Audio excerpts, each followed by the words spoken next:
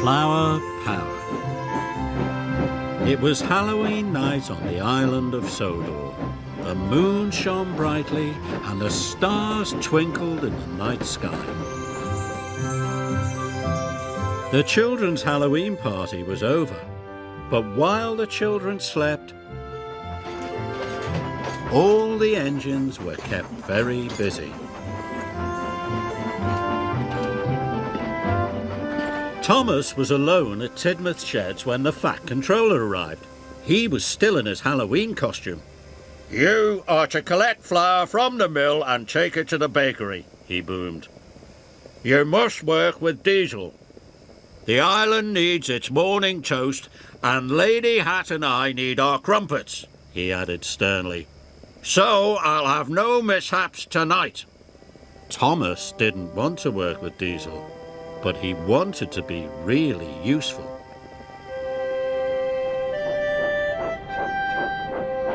When Thomas arrived at Brendan, he couldn't see Diesel at all. Diesel was up to his old tricks. He rolled up behind Thomas and went, "Boo! Trust the silly old steamy to be scaredy on Halloween," Diesel sneered. "I'm not a scaredy engine," said Thomas firmly. "We'll see," oiled Diesel.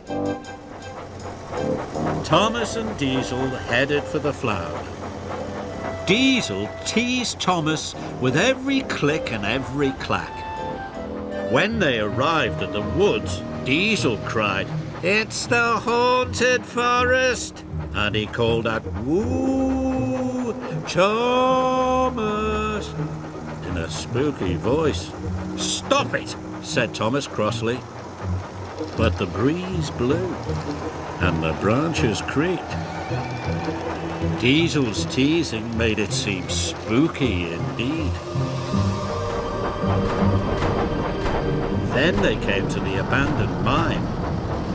The buildings were deserted, but they could hear a banging noise. "What was that?" cried Thomas.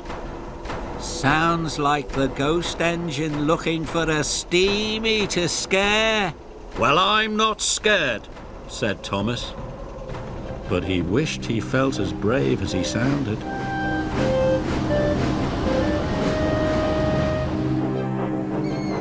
Thomas and Diesel had to stop at a red signal.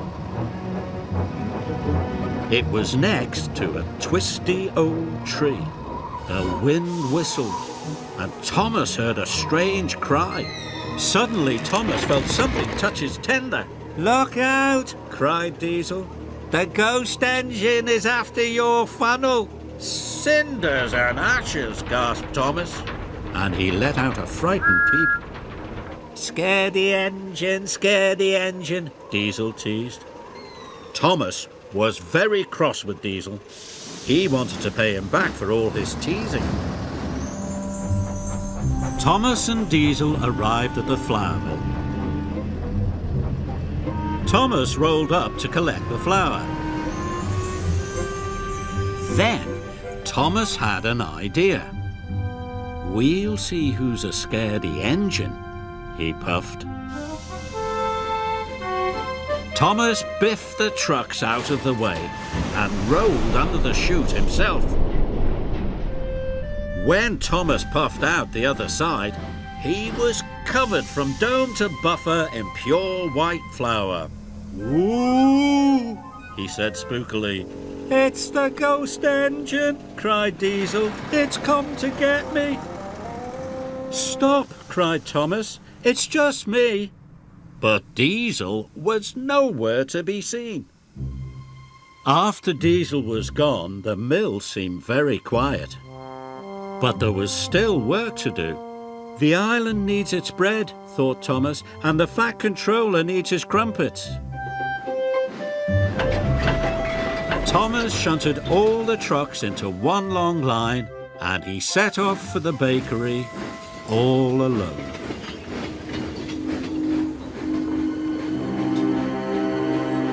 As Thomas arrived at the twisty tree, He wished he could go faster, but it was a very long train and he had to go slowly.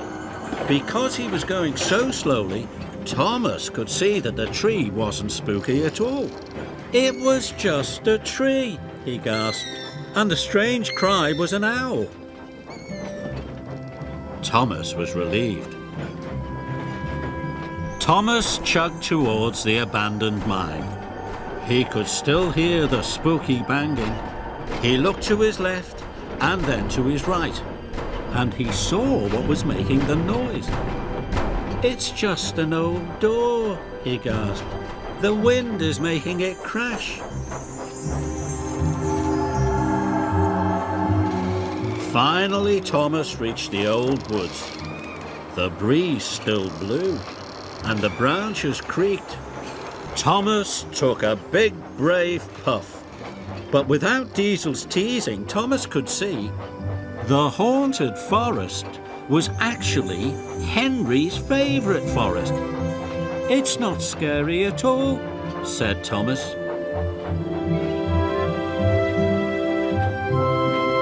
Thomas arrived at the bakery. He was tired but happy.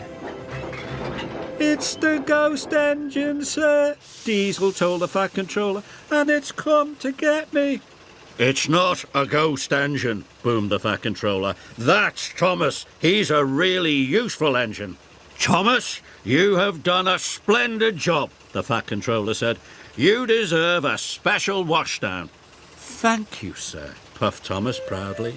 And while the Fat Controller waited for the first batch of crumpets, Thomas looked forward to telling his friends his Diesel Halloween story.